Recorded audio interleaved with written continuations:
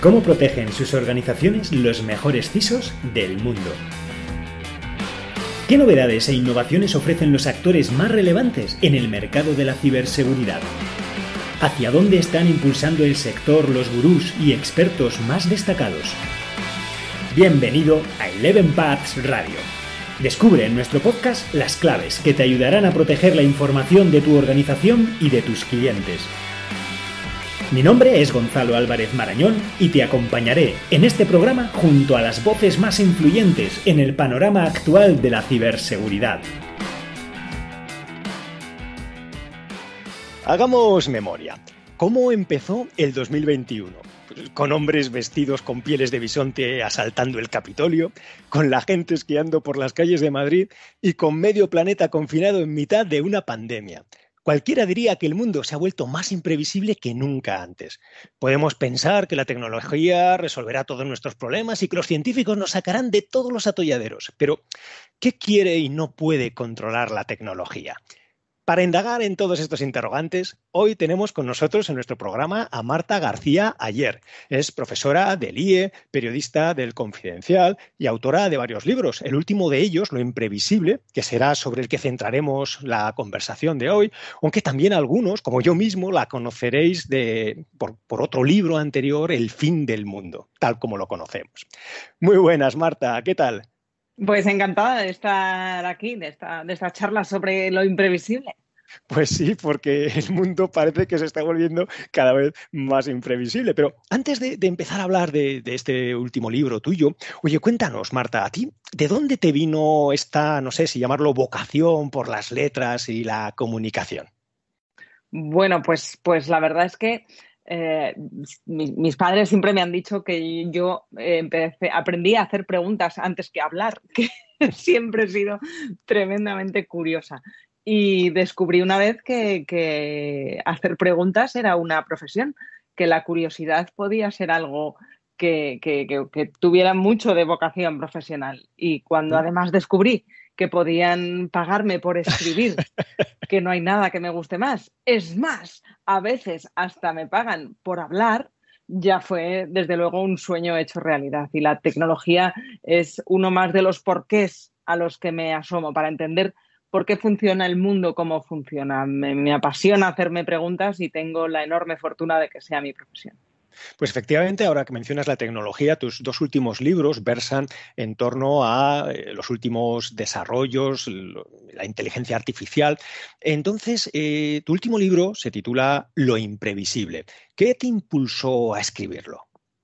Pues mira, Gonzalo, cuando terminé El fin del mundo tal y como lo conocemos, que habla, como sabes, de muchas cosas que se van acabando en el mundo en que vivimos, digamos, esos residuos del siglo XX que todavía nos acompañan y que poco a poco desaparecen, como muchos de los empleos que tenemos, como el dinero en efectivo, como algunas de las tiendas que están por las calles van desapareciendo porque la digitalización lo transforma todo. Y cuando daba charlas sobre el fin del mundo tal y como lo conocemos, me di cuenta que la pregunta que más me hacían en todo momento era ¿qué va a pasar con mi empleo? ¿Qué va a pasar con mi trabajo? ¿Va a desaparecer mi trabajo?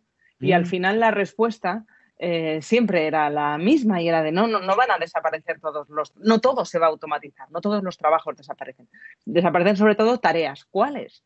Pues las rutinarias.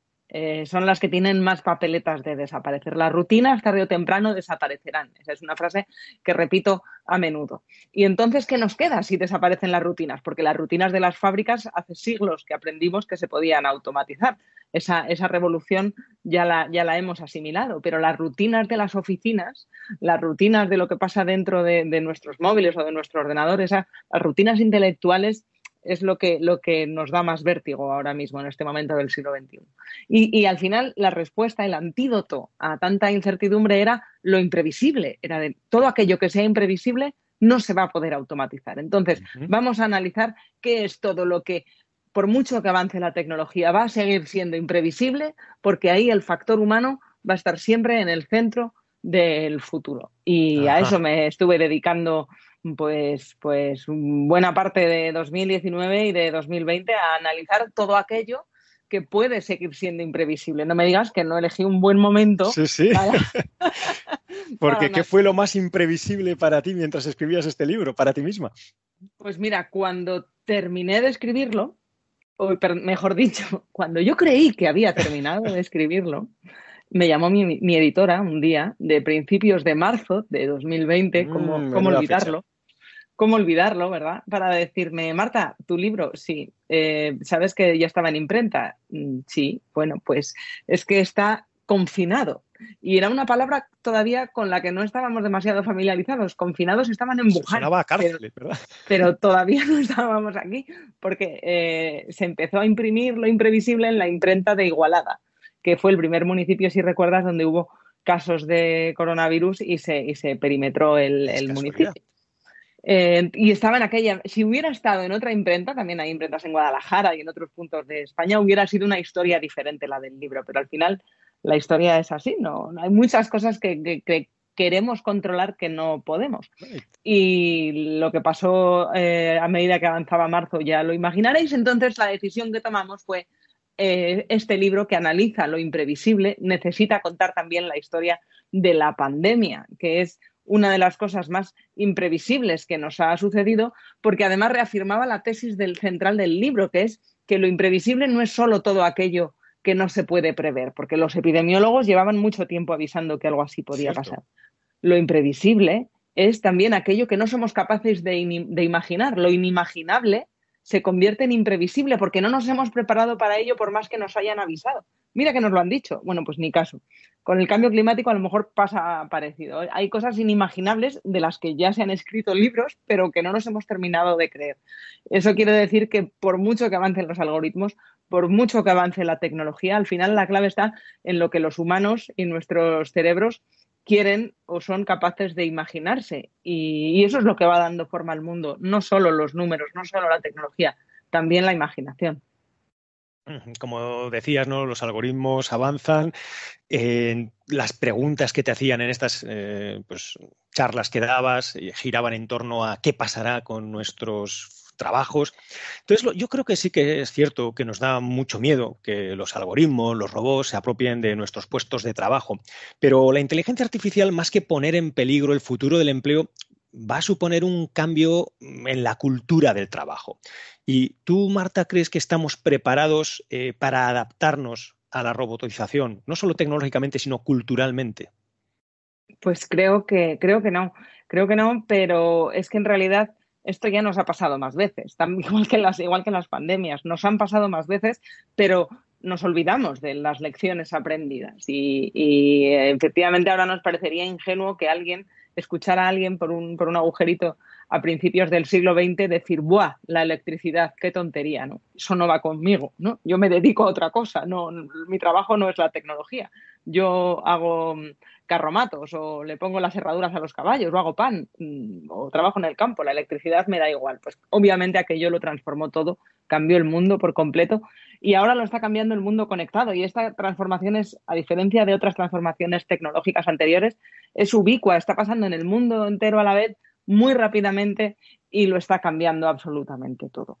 Porque ¿quién le iba a haber dicho a los taxistas hace apenas 5 años que su modelo de negocio estaría en jaque por Internet? Y fíjate que ahora nos parece muy obvio, ¿no? Con las plataformas de viajes, las apps, ¿no? Como Cabify o Uber y demás. Pero hace 5 años esto era algo que le estaba ya pasando a la industria turística, pero el transporte pensaba que no iba con ello. Bueno, pues esto lo estamos viendo en todas las esferas. En la del periodismo, que es a la que me dedico, no te quiero ni contar. Había... Eh, en un periódico en el que trabajé circulaba la leyenda de un jefe que había habido por ahí que solía decir eso de a ver cuándo se pasa la moda esta de Internet, estáis todos muy pesados con esto, ¿no? Y nos ponemos a hacer periodismo del de verdad. Bueno, pues esto lo hay en todas las profesiones, ¿no? Y Sí, sí. esa negación de que el cambio nos afecta, yo creo que ya está superada. Es algo que se ha superado en muy poco tiempo. En 2017, cuando saqué el anterior libro, todavía veía mucho escepticismo cuando hablaba con consejeros delegados de grandes empresas, altos ejecutivos, todavía discutían que este cambio fuera con ellos. Y es una renuncia que ya no se encuentra uno, o al menos el que lo piense no se atreve a decirlo en alto. Pero todavía, apenas hace 3 o 4 años, sí todavía había mucho escepticismo con respecto a que el cambio fuera a afectar a muchas empresas que aparentemente no tenían que ver con la tecnología, pero ahora ya sabemos que lo cambia en todas. Y claro, eso afecta también a los puestos de trabajo. Y no estar preparados para este cambio es lo que nos convierte en más vulnerables a él, Claro. porque no nos estamos centrando en detectar, oye, ¿cómo mi trabajo va a ser más eficiente si se automatiza y me libera tiempo para las tareas que van a seguir siendo necesariamente humanas, ¿no? Para eso imprevisible que ningún robot va a saber hacer nunca, que hay muchísimas cosas que nunca se van a poder automatizar, pero vamos a pensar cuáles y vamos a pensar cómo automatizar las que sí, porque, oye, que nos liberen de buena parte del trabajo y de la carga, si lo conseguimos para aumentar la productividad y avanzar más rápido en la innovación, puede ser una excelente noticia. Ujú. A mí, de todas formas, hay una cosa que me llama mucho la atención. Es que cuando tú revisas los perfiles profesionales que hoy se demandan más y que quedan sin cubrir, porque no hay una oferta que sea capaz de satisfacer esta demanda, siempre aparecen los mismos tipos de puestos de trabajo relacionados con inteligencia artificial, robótica, análisis de datos, cloud, big data, ciberseguridad. Entonces, cada año hay miles de puestos que quedan sin cubrir porque hay una brecha enorme entre el tipo de talento que sale de nuestros centros educativos y lo que necesita la sociedad. Y yo me pregunto, ¿tan imprevisible era hace 5 años que los empleos del futuro, es decir, de hoy, serían tecnológicos? No era imprevisible, pero aquí hay algo que se escapa a la previsibilidad humana. Por eso le dedico un capítulo entero en lo imprevisible. Seguro que luego tenemos tiempo de abordar lo que es la estupidez. La estupidez nos ha acompañado a lo largo de toda la historia y hace que sucedan cosas perfectamente evitables porque nadie se puso a resolverlo, ¿no? Y, por ejemplo, este problema el que tenemos de la falta de talento formado en STEM, sobre todo de mujeres y de niñas, pero, pero, Especialmente, sí. también, pero también una falta de hombres formados en la materia, viene de lo poco estimulante que es la formación, la educación en las etapas pues más jóvenes de la educación, para incentivar la curiosidad en las ciencias y en las matemáticas. En parte, algunas de las personas que han estudiado esto están detectando, es un problema que no solo pasa en España, pero muy especialmente en España.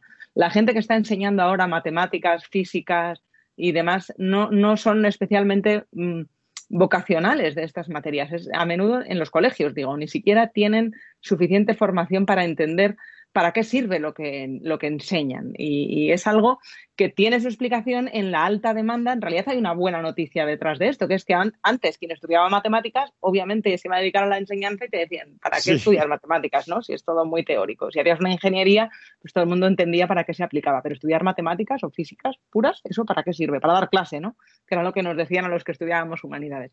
Bueno, pues están tan demandados los graduados en las ciencias puras ahora mismo y pueden ganar tanto dinero en el mercado que es muy improbable que se dediquen a la enseñanza. De Claro. modo que hay muy poca gente enseñando ahora mismo a los niños y niñas de 7, 8, 9, 10, 12 años las matemáticas amándolas. Y esto es un problema que tenemos en España. Y esto es un problema político que podría resolverse con mayores incentivos, mejor formación y sobre todo más un valor social mayor a todo esto y que destierre para siempre la separación de las ciencias y las letras, que yo creo que siempre ha sido artificial, pero especialmente en el siglo XXI, en el que la tecnología lo impregna absolutamente todo. Da igual que quieras estudiar lingüística, también necesitas entender cómo funcionan los algoritmos. Lo de las ciencias y las letras es algo absolutamente obsoleto que habría Bueno, que desterrar. fíjate, Marta, una vez hablando yo con un autor de libros de ciencia para niños, le entrevistaban en la radio y el entrevistador le preguntó lo siguiente. Porque él es profesor de secundaria y escribe libros de ciencia para niños. Y le decía el entrevistador, ¿y una persona tan brillante como usted, qué hace enseñando en un instituto de secundaria? Claro, Para mí, esa apaga pregunta y vámonos. resume, efectivamente, ya resume el estado de la educación en este país, ¿no? Pero bueno, como mencionabas antes, ¿no? Hablabas de la estupidez.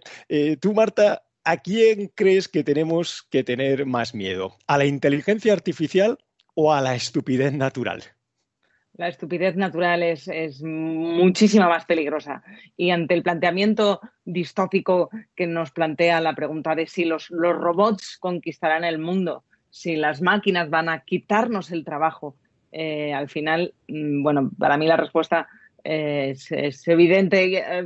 Vamos, no quiero hacer spoiler de lo imprevisible, pero sí que me parece que es mucho más probable que la tecnología se nos descontrole por una mala praxis humana que nos controle a los humanos. Una cosa es que algo no es que sea tecnooptimista ingenua, quiero decir, pueden salir muchas cosas mal con la tecnología, sobre todo con tecnología tan sofisticada como la que ya se está desarrollando, y en el libro expongo muchos de los peligros que tenemos sobre la mesa para los que habría que legislar, formar y educar en pensamiento crítico y sobre todo entender qué pasa. Todo el mundo entendía en los años 50 que la energía nuclear era un problema y había que hacer pactos y había que poner límites porque no podía repetirse lo que había pasado al final de la Segunda Guerra Mundial. Bueno, pues ahora tenemos tecnologías como la biotecnología, como la inteligencia artificial, tenemos peligros potenciales que estas tecnologías encierran, a la vez que muchas cosas maravillosas, pero esas no hay que ponerle coto. Obviamente hay que preguntarse qué puede salir mal para no ser optimistas ingenuos, sino realistas y trabajar en el plan A, B, C que no se está haciendo porque todavía no se terminan de entender bien estos peligros. Y de todos los peligros, el que menos me preocupa es el de si las máquinas van a aprender a hacer las tareas humanas, porque es algo que llevamos haciendo toda la vida con la tecnología. Antes de que hubiera lavavajillas, había que lavar los platos a mano. Es decir, la sustitución de tareas humanas es continua. Antes de que hubiera un mando a distancia, había que levantarse a apretar el botón de la tele. Normalmente nos tocaba a los hermanos pequeños. Yo era el mando a distancia en mi familia. Tú eras también, ¿no? Sí. Yo era efectivamente, los años 80 era un mando a distancia andante en la sala de estar de mi casa. Niña, cambia la UHF.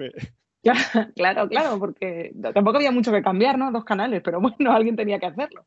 O sea que inventamos cosas que simplifican al máximo nuestra vida. La vagancia como motor de la innovación es enormemente poderosa. Y que nos hagan cosas que nos da pereza hacer nunca nos ha supuesto un problema en la tecnología. El problema es de qué va a vivir la gente que se dedica a ellas. Eso sí es un problema. Es un problema económico, no un tecnológico. Es un problema social. Se está dando formación a las personas cuyas tareas es muy previsible que desaparezcan de aquí a 10 años, a lo largo de esta década, que se queden enormemente obsoletas. ¿Qué formación, qué alternativas, qué herramientas se les está dando para poder tener un papel en la sociedad? O a lo mejor es la renta universal la alternativa, pero tengamos una discusión seria. No frenar la tecnología, que sabemos que eso no suele funcionar, sino dotar de alternativas a las personas que se están dedicando a cosas que es muy probable que terminen desapareciendo porque aparecerán otras, pero hay que estar preparadas para ellas. Entonces, tengo mucho más miedo a la estupidez humana que a la inteligencia artificial, pero también creo que tendríamos que tener mucho más presente los riesgos que supone no formar a la gente en la robotización. Son mucho mayores que la robotización en sí. Bueno, y además de este riesgo que mencionas, pues también hay otras amenazas ahí cerniéndose en el horizonte con los algoritmos de inteligencia artificial, porque nos prometen que estos algoritmos de IA, de análisis de datos, serán neutros, serán justos, pero ¿tú crees, Marta, que podemos creérnoslo o que nos estamos enfrentando a matemáticas de destrucción masiva? Bueno, es que sería muy ingenuo pensar que los algoritmos, que los números, que podemos medir cosas, las máquinas pueden medir cosas o los algoritmos pueden medir cosas, las operaciones matemáticas invisibles que hacen posible buena parte de la tecnología que tenemos dentro del smartphone, sin ir más lejos, pueden medir cosas que los humanos todavía no podemos medir.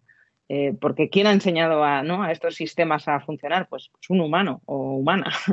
Entonces, la justicia, por ejemplo, el amor, todas estas cuestiones que a lo largo de la historia de la humanidad han planteado tantas dudas. Si nosotros no estamos claros, no tenemos claro todavía qué es lo bueno y qué es lo malo, y es una discusión que cambiará según la persona, según las sociedades, según los países, pues entonces, ¿cómo va a haber un algoritmo impartiendo justicia del que podemos fiarnos con los ojos cerrados, como la propia representación gráfica que hacemos de la justicia, con los ojos vendados y la balanza en la mano?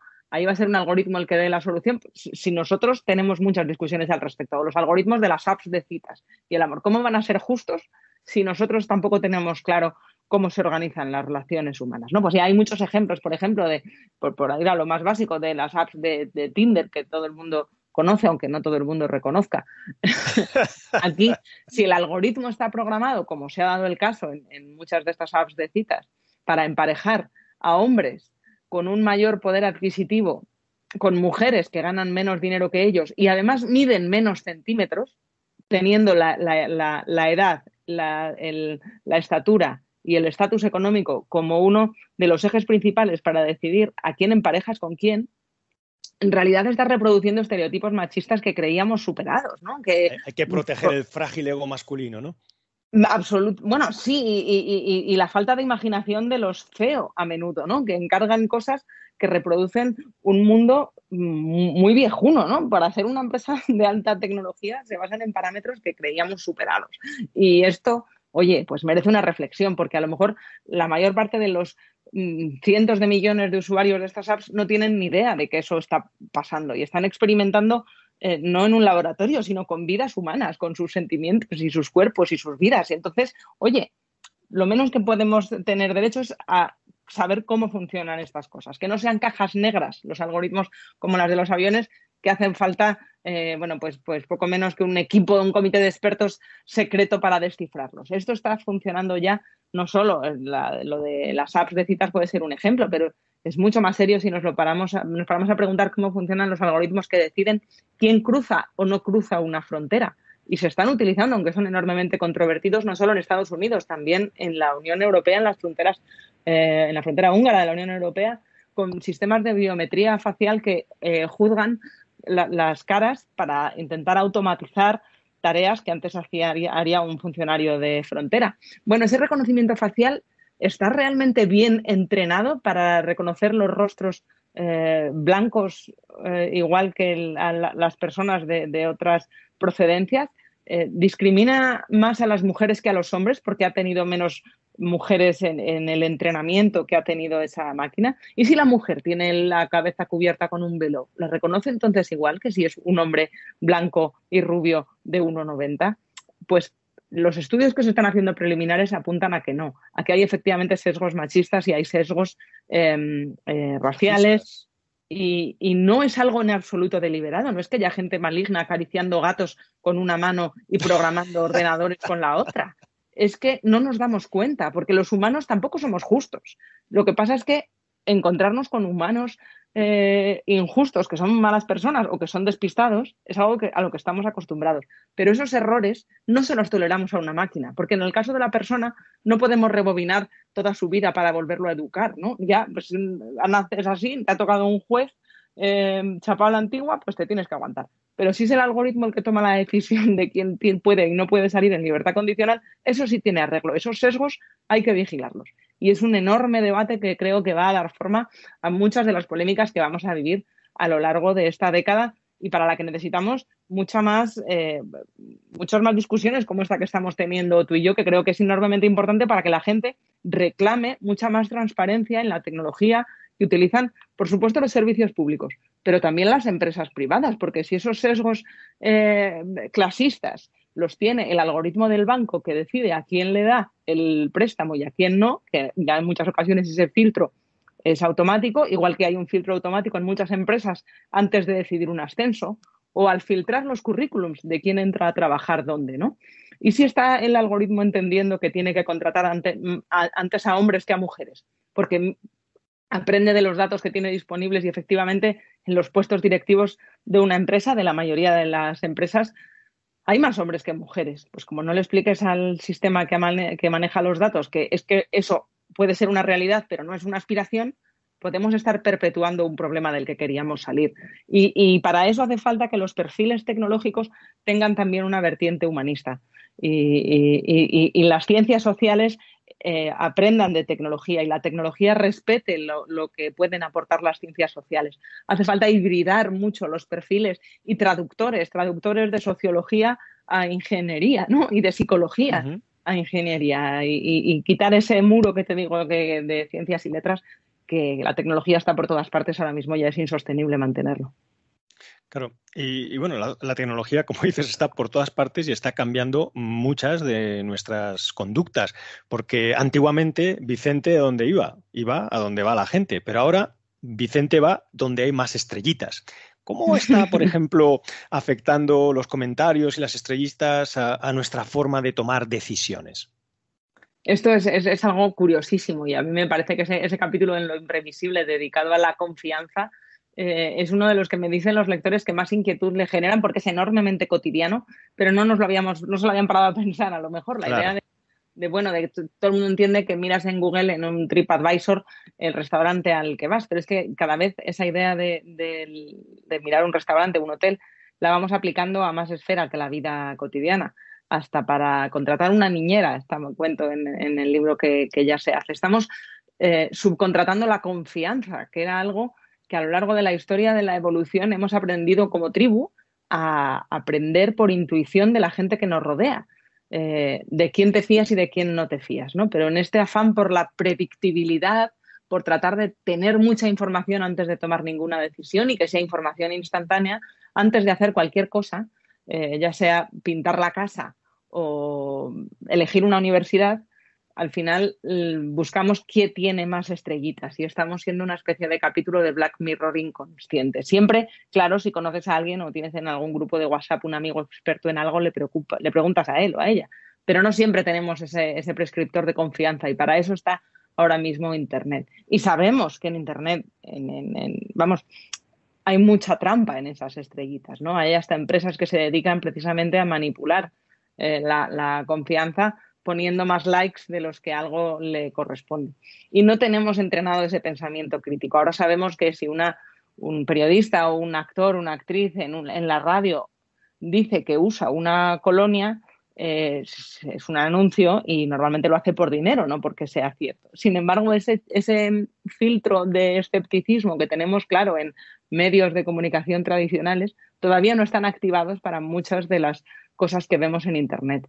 Y creemos que si nos lo dice un desconocido, pues es más de fiar que si nos lo dice una marca, cuando es muy probable que ese desconocido también esté siendo pagado por una marca, ¿no? Pero todavía no lo hemos terminado de asimilar y eso hace que tengamos los filtros de confianza bastante averiados. Cuento muchos ejemplos porque me parece que es importante, igual que sí. desconfiar del algoritmo, también desconfiar de muchas de las recomendaciones que nos vamos encontrando. Bueno, y de hecho, nosotros mismos nos estamos ya autoproclamando como mercancía, ¿no? Porque nos lanzamos a construir perfiles sociales donde aparecemos, eso sí, como criaturas perfectas. Entonces, ¿tú crees, Marta, que estamos perdiendo la autenticidad en esta búsqueda de reconocimiento, de reputación social? A mí me da mucha esperanza ver la manera en la que la gente más joven, no ya los millennials, sino los adolescentes de ahora mismo, cuya generación todavía no tenemos muy claro cómo llamar, hay quien la llama la I, pero espérate, que todavía están apenas llegando a la universidad, muchos ni siquiera eso. El uso de las redes sociales que hacen es muy diferente al que han hecho generaciones anteriores, al que hacen sus hermanos mayores de 25 años. Es todo efímero y además no es perfecto. TikTok no aspira a la perfección que tenía Instagram. Es una parodia de Instagram en realidad. Se lleva lo grotesco, todo es muy efímero y además la gente no sale guapa todo el rato, sino haciendo el tonto a menudo, ¿no? Porque creo que la gente más joven tiene claro que los perfiles perfectos son mentira.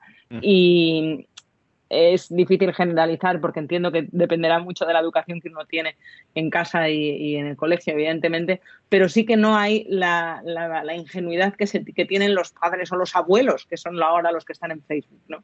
Y creo que eso nos lleva de nuevo a que la tecnología avanza, pero al final los humanos seguimos siendo los mismos y tenemos los mismos vicios y la estupidez, el ego, Siempre anda por la ahí al acecho. vanidad está siempre presente y van evolucionando las cosas. Cuando todo el mundo es perfecto en las redes, entonces lo que se va a llevar es la imperfección, por llevar la contraria, que es algo que toda generación necesita hacer con respecto a la anterior. Así que sí, claro, hay riesgos, pero creo que muchos de los riesgos que hay, pues hay chavales de 16, 18 años que los tienen más claros que a veces sus abuelos de 60 que se creen los bulos que les llegan por WhatsApp. Y bueno, mencionas varias aplicaciones, ¿no? Ahora TikTok, Facebook, y la gente se cree que estas aplicaciones son gratis, pero nada es gratis. ¿Cuál dirías, Marta, que es el precio que pagamos por usarlas? Los datos que ofrecemos tienen un enorme valor que solo ahora empezamos a entender. Tampoco hace tanto que tenemos una conexión 24 horas a Internet metida en el bolsillo, permanentemente pegada a nuestra piel. Apenas hace una década que vivimos con Internet como si fuéramos cyborgs, ¿no? Ya conectados al mundo. Vale que no está dentro de nuestro cuerpo, al menos todavía, pero si tenemos el smartphone en la mano y lo consultamos más de 80 veces al día, cada 5 minutos de los que estamos despiertos, en el fondo ya forma parte de nosotros. Y parece que todo es gratis menos el aparato que compramos, ¿no? Lo que está dentro, salvo alguna aplicación de pago que es muy minoritaria en general, casi todo lo que se descarga uno solía ser gratis. Bueno, pues ahora ya poco a poco vamos entendiendo que es que si es gratis, el producto eres tú. Hmm. Y lo que estamos ofreciendo es información enormemente valiosa de manera agregada, que tus datos de tus búsquedas a lo mejor no tienen interés, pero agregadas a otros cientos de miles de personas con gustos similares, sí. ¿Y por qué tiene interés? Porque nos hace más previsibles. Porque el análisis agregado de los datos del Big Data permite saber que si hoy llueve, es más probable que en Spotify vayas a poner jazz y pitas comida china. Entonces va a hacer mucho más efectivo cualquier anuncio que te aparezca con las variables de a lo que eres más vulnerable en función a tus gustos. Y no solo en consumo, que por supuesto los gustos se van volviendo más previsibles, también a nivel político, y esto es lo que lo hace más inquietante y pone a la democracia en el centro de los desafíos que tenemos por delante, con la previsibilidad técnica. Tenemos que entender hasta qué punto somos más previsibles para saber si queremos seguirlo siendo. Y es verdad que a veces decimos, bueno, pues tan listo no será el algoritmo de Netflix cuando me está recomendando unas cosas muy raras que en absoluto me apetece verlas, ¿no? Esto me lo dicen a menudo y mi planteamiento es, oye, a lo mejor es que Netflix no trabaja para ti, ¿no? No te está recomendando lo que tú quieres ver, te está recomendando lo que a Netflix le va a hacer ganar más dinero que veas. Y entonces a veces el algoritmo no es tonto, es que lo parece o quiere parecerlo, porque saben los que lo programan que sería poco recomendable recomendarte a lo mejor una película porno si no sabemos con quién estás sentado, ¿no? En el sofá en ese momento. Entonces, aunque sea lo que te apetezca ver en ese momento, está programado para no desvelar tus gustos tanto como en realidad podría. Y esto es lo que lo hace aún más inquietante. Ujú. Y entonces, ¿tú cómo crees que está cambiando nuestra percepción de la privacidad? Bueno, pues la privacidad siempre ha sido un anhelo en la edad moderna y es un invento bastante reciente. La privacidad está desapareciendo. En el fin del mundo, tal y como lo conocemos, le dedicamos un capítulo entero al fin de la privacidad.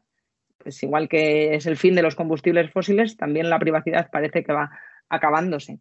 Pero va acabándose como algo fácil de tener, no como un anhelo. A lo mejor la privacidad poco a poco se va a convertir, ya se está convirtiendo en un lujo que solo los más afortunados pueden costearse, porque es verdad que puedes tener un uso mucho más privado de todo lo digital, pero te va a costar dinero, porque lo que es más invasivo en la privacidad es lo que es gratis, pero puedes pagar.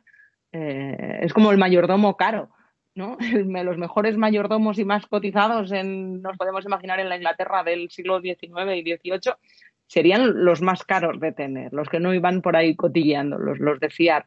Bueno, pues hay que buscar la tecnología más de fiar suele ser más cara que la que se te ofrece y te aparece gratuitamente. Pero la privacidad, digo que es un invento relativamente reciente porque cuando hace no tanto en España, en los años 40, vivían varias familias en el mismo techo, incluso en la misma habitación. No había, salvo quien tuviera dinero o la burguesía, mucha gente no podía permitirse las habitaciones individuales que ahora damos por hecho prácticamente incluso para cada niño, ¿no? En una familia. Eso no era así hasta hace bastante poco en términos evolutivos. Incluso antes de que la vida transcurriera mayormente en grandes urbes y en las grandes ciudades, si nos vamos a la España rural, el efecto del desconocido ya te daba para armar una novela entera, porque todo el mundo cuando nacía hasta que se muriera, iba a convivir con la misma gente de la que sabías todo. ¿Y tú de quién eres? ¿No? Esa gran pregunta de los pueblos de toda la vida. Pues todo el mundo sabía de quién era todo el mundo, su pasado, su futuro y todo lo demás, ¿no? Las posibilidades que tenían. Entonces, es la vida contemporánea urbana lo que ha permitido la privacidad, y ahora esa privacidad está poco a poco desapareciendo y volvemos a la idea de aldea, pero cuando hablábamos a finales del siglo XX de la aldea global con Internet, se hacía énfasis en lo de global, y a lo mejor en lo que teníamos que haber hecho énfasis era en lo de aldea, porque aunque tengas Sin privacidad. amigos en Facebook, aunque tengas 800 amigos en Facebook, en realidad al final aquello termina pareciendo un poblado en el que afloran más los prejuicios que el cosmopolitismo, ¿no? Así que cuidado con el efecto aldea de los muros de las redes, que hacen bueno, pues que al final, aparte de que desaparezca la privacidad, también eh, esa aspiración de que todo fuera más global y más cosmopolita, estamos viendo que si el algoritmo lo que hace es enseñarte siempre gente que piensa como tú, en realidad lo que estamos haciendo son muros mentales cada vez más pequeñitos. En vez de abrirnos la mente, nos la hace más pequeña. Entonces, ¿tú quién crees que será el gran hermano? ¿El Estado o las grandes corporaciones tipo Facebook, Amazon, Google, etcétera? Bueno, al final el gran hermano éramos nosotros, ¿no? Los linchamientos que se producen en las redes no los hacen los robots, y cuando los hacen los robots es porque alguien los ha pagado para actuar así. Lamentablemente, a menudo, demasiado a menudo, con periodistas e informadores como blanco de esa presión. O sea que al final el vigilarlos unos a otros puede ser de manera positiva en forma de likes, pero también en forma de censura de persecución casi y linchamientos. Eso lo estamos haciendo las personas. Las grandes tecnológicas sin duda van a ser un gran desafío también en esta década. Se está planteando el mismo debate que se planteaba a principios del siglo XX con el poder acumulado por las compañías petroleras. Y ahora tienen un poder las tecnológicas que nunca había tenido ninguna empresa. Ni la riqueza de sus dueños tampoco es comparable a la que tenían otros magnates de otros siglos. Eso va a ser sin duda un desafío. Pero ¿cómo hacer para que la tecnología siga avanzando en innovación y eficiencia sin ir mermando en derechos? Pues todavía no lo sabemos, pero hay que ponerse a ello porque es fundamental. Tanto porque por mucho que avance la tecnología, si significa un retroceso en los derechos humanos, lo estamos haciendo mal, como por si frenamos la innovación. Tampoco estaríamos haciéndole ningún favor a la humanidad. Hay que buscar el balance de esa carrera. Sí, porque de hecho, cuando en los años 90 empezamos a usar Internet, lo veíamos como la realización de un sueño, ¿no? De poder acceder al conocimiento infinito. Pero claro, luego han llegado los deepfakes, las fake news, las verdades alternativas. Podríamos decir que Internet no solo no te abre la mente, sino que es un instrumento fabuloso para cerrarte los ojos. Entonces, ¿hasta qué punto ves tú, Marta, que estas tecnologías están cambiando las reglas de juego de la democracia? Las están cambiando absolutamente. Lo bueno y lo malo a la vez es que no es nuevo. Esta sobrecarga de información que nos trae Internet no es la primera vez que sucede. Es la primera vez que sucede en una pantalla, por supuesto. Pero la imprenta, cuando Gutenberg, bueno, pues si el desarrollo de la imprenta hace posible que circule más información de la que ha circulado nunca, también se pensó que entonces lo que traería siempre sería pues mayor bonanza, más conocimiento, y es verdad que el Renacimiento y la Ilustración no se entenderían sin la imprenta, pero también aceleró las guerras de religión y la convicción de que la única visión del mundo cierta, verdadera, era la propia, ¿no? Entonces, la intransigencia también creció en Europa de la mano del progreso tecnológico con la imprenta. Está pasando ahora con Internet y con los populismos. Entonces, ¿qué nos enseña esto? Que cuando los cambios tecnológicos se aceleran, aumenta la sensación de vértigo, y cuando la gente no tolera de tanta incertidumbre, la incertidumbre rebosa el vaso de lo que podemos, con lo que podemos convivir, ya no importa la verdad, los avances científicos, lo que importan son los prejuicios, y la gente necesita respuestas sencillas que le hagan sentir bien. Y a veces las respuestas sencillas que te hacen sentir bien no son las mejores, ¿no? ni son las ciertas. A veces lo que encierran son enormes mentiras que lo que buscan es el control de la gente. Entonces, cuidado con esa incertidumbre, porque la incertidumbre puede ayudarnos a avanzar, pero también nos puede crear problemas.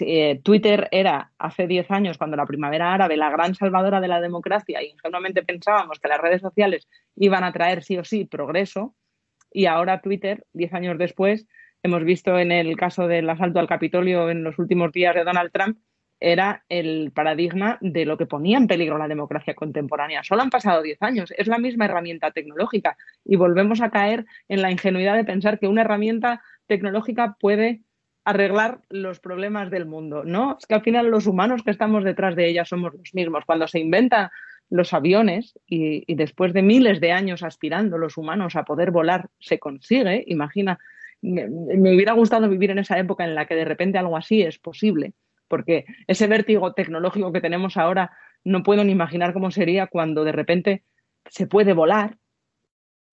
También se escribía y se decía que gracias a la aviación acabarían las guerras en el mundo. Y el planteamiento que hacían los ensayistas y de la época, los tertulianos de la época, ya sabes que los tertulianos somos muy de tener opiniones para todo, era que, claro, pudiendo volar y pudiendo ir de un país a otro tan rápidamente, cosa que nunca había sido posible, la humanidad se conocería mejor y, claro, no vas a matar a alguien a quien conoces, ¿no? Se acabaría con la xenofobia y el efecto de el desconocido, el deshumanizar al desconocido. Eso ahora nos parece enormemente ingenuo, tan ingenuo como pensar que por tener Internet íbamos a usarlo solo para el bien. Pues esto es que no ha pasado con ningún invento a lo largo de la historia, ni con el fuego, ni con la rueda. Así que, ¿por qué iba a pasar ahora con los algoritmos? Claro, es que decías antes, ¿no? Los algoritmos de Netflix no están a tu servicio, realmente están al servicio de Netflix. Y los algoritmos en general pues no están diseñados para mostrar verdades, porque ganan más dinero dándonos la razón para que pasemos más rato ahí enganchados en la rueda de hámster viendo sus contenidos, ¿no? Entonces, ¿tú dirías que vivimos encerrados dentro de filtros burbuja, donde la información que nos dan es aquella que reconfirma nuestra visión del mundo, evitando darnos cualquier dato o información que contradiga nuestra visión de ese mundo? Totalmente. Los algoritmos están programados para eso porque está muy demostrado que es lo que nos hace pasar más tiempo en la pantalla, que adulen nuestro ego, que, que de repente nos den la razón, nos encanta, aunque sean 4 desconocidos que nos dan un like. Eso hace que los algoritmos de cualquiera de estas plataformas que ganan dinero consiguiendo que pasemos cuanto más tiempo dentro de ellas mejor, porque así es cuando estaremos expuestos a sus anuncios, y esto no es ni bueno ni malo, es cómo funciona, entonces utilizan los mecanismos del control psicológico más básico. La psicología conductual hace tiempo que conoce todo esto. Nos atrae que nos den la razón y también nos atrae, esto es muy interesante, nos atrae el conflicto, lo que nos indigna, lo que nos da placer, lo que nos da la razón y lo que nos indigna. Y eso es lo que hace que esté bastante, a mi entender, vacío de sinceridad o de realismo, este acto de contrición de último momento que han hecho las plataformas con respecto a la polarización política, con la cancelación de la cuenta de Trump como ejemplo paradigmático, para evitar la polarización de la política. Si es que está en la propia esencia de cómo funcionan las redes sociales, cómo las han hecho funcionar, que una información sea verdad o mentira no era relevante para que el algoritmo la mostrara con más frecuencia. Lo que era relevante era la capacidad que tenía de indignarnos. Cuanto más nos indignara, pues a lo mejor es una estupidez supina, que ni siquiera es cierta, pero si detecta que eso va a generar mucha indignación, entonces es mucho más probable que se muestre ese post que otro que a lo mejor contenga información relevante para el funcionamiento democrático de un país. Y se han programado así desde el inicio las redes. Entonces, lo que es la normalidad suele ser bastante más rutinaria y aburrida. Y lo que se premia es la anormalidad, lo cual está siendo enormemente peligroso, pero está en el funcionamiento mismo de ese mecanismo y hasta que eso no se revise, ya no se trata de que se ha enfocado mucho el debate a si es censura o no es censura que se eliminen ciertos contenidos. No, si lo que pasa es lo que no hay es que darle privilegio a esos contenidos. El privilegio que tenía el conflicto es lo que está polarizando la manera de entender el mundo de la gente que entra en su muro de Facebook y solo ve o la presencia que ha tenido a lo mejor el terraplanismo en los algoritmos no correspondía con cuánta gente lo piensa. Y ahí hay un sesgo importantísimo que es el sesgo de confirmación. Por una parte, cuantas más veces ves algo, más plausible te parece. Ujú. Y por otra, estás viendo aquello que te parece plausible. Entonces, de global nada, es aldea. A esto me refiero con lo de la cámara de eco y el filtro burbuja, que sin duda hace poco favor para conocer el mundo. Tenemos todo tipo de contenidos accesibles y los que estamos viendo son solo aquellos que nos dan la razón. Pues es de un empobrecimiento preocupante, claro. Pues nos estamos poniendo muy serios, Marta. Sí, Vamos a sí, sí. cambiar de registro. Escribes, si las máquinas logran dominar el humor, huyamos. ¿Qué hace tan humano al humor, Marta? Pues que eso sí que es la esencia de lo imprevisible, porque para escribir este libro, fíjate que hablé con biotecnólogos, con ingenieras, con astrofísicos, con empresarios, hasta con robots. Y hablé también con humoristas, porque en el afán por entender cuánto de lo que nos rodea va a continuar siendo imprevisible, resulta que el humor es uno de los elementos paradigmáticos y el humor está siendo un campo de estudio al que se están dedicando muchos miles de millones de dólares porque hacer máquinas que consigan hacer reír será enormemente valioso. Ya no solo para escribir guiones o chistes, igual que hay algoritmos que componen música o pintan cuadros. Es que el humor es lo que nos hace a los humanos y a nuestro cerebro bajar la guardia con más eficacia. Y para vendernos cosas, hacernos bajar la guardia, caernos bien, es algo fundamental. Entonces, enseñar a los asistentes virtuales a caernos bien y a guiñarnos un ojo al ingenio es un desafío tecnológico mayúsculo que todavía no está avanzando. A mí me ha resultado muy interesante descubrir que es uno de los campos en que los lingüistas computacionales, quienes se dedican a ver si desarrollan un algoritmo que sea capaz de diferenciar una frase humorística de una que no lo es, igual que los algoritmos ya diferencian un texto con mensajes de odio, mensajes insultantes, eso ya sabemos que se puede hacer. Bueno, pues el mensaje de odio es mucho más fácil de localizar que una ironía. Esto hay que afinar mucho el cómputo del algoritmo, ¿no? Y ahí es donde se le escapa el humor. ¿Llegarán las máquinas a ser capaces de afinar tanto?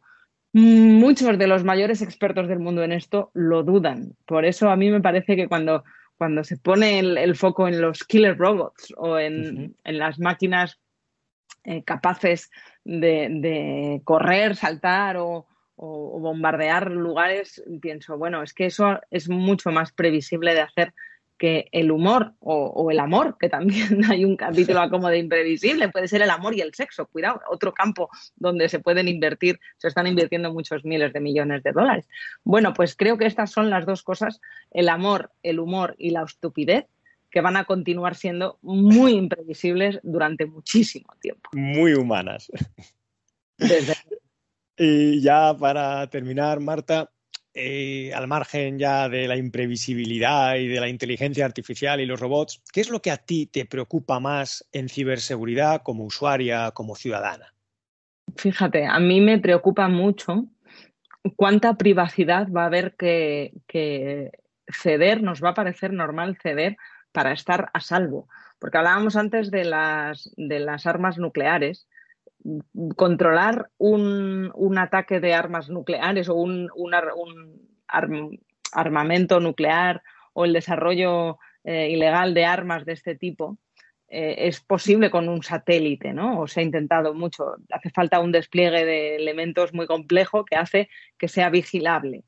Pero ahora mismo, desde cualquier ordenador, desde cualquier parte del mundo, se puede aspirar no ya a robar un banco, que eso ya sabemos y ya ha pasado, sino a bloquear ciudades enteras. ¿Y de qué manera se puede prevenir esta parte de contener, claro, todos los sistemas bien preparados? Bueno, pues una de las maneras de las que se está haciendo, los expertos de Interpol con los que he hablado de esto reconocen que, igual que con el terrorismo, ¿no? Se tiene que vigilar mucho la información que circula. Y es una manera que entiendo que utilizada desde luego para el mal, desde regímenes autoritarios, es peligrosísima. Pero incluso si lo que se quiere es hacer el bien también lo es. Y no sé hasta qué punto no es inevitable. Luego hay otros aspectos más, para no acabar muy seria, como tú dices, Sí. hay otros aspectos más peliculeros, si quieres, de hasta dónde puede llegar esta invasión de la privacidad hasta la puerta, ya no de casa, sino del coche. Porque si todo está conectado, todo es hackeable. Y si tenemos la casa conectada y el coche conectado, alguien también puede entrar en el coche. Y eso yo me encuentro en el libro que puede significar el fin de un género tan clásico cinematográfico como las persecuciones de coches, ¿no? Que la policía vaya detrás del malo para pillarlo en una persecución. Bueno, si el coche es hackeable, ya nadie tiene que perseguir a nadie, ¿no? Basta con entrar en el coche y decirle que vaya a comisaría. Bueno, pues mira, ¿cuánto van a cambiar las películas de acción en el futuro si al final todo pasa por decirle a Siri que vuelva para casa? Bueno, pues muchísimas gracias, Marta, por todo lo que nos has estado contando y todo lo que has compartido en esta entrevista. Y animo a todos los oyentes a que se compren el libro de lo imprevisible y lo lean, porque de verdad es una lectura muy entretenida, que se disfruta y muy rigurosa. Así que muchas gracias, Marta. Muchas gracias, Gonzalo. Me alegra saber que te lo has pasado bien leyendo lo que te ha sacado una sorpresa. Y a ti, que nos has estado escuchando, muchas gracias también por tu atención. Te animamos a que sigas descubriendo nuevas pistas sobre cómo proteger tus activos más valiosos en nuestro podcast Eleven Paths Radio y en todos los recursos gratuitos de nuestra página web. Hasta el próximo episodio.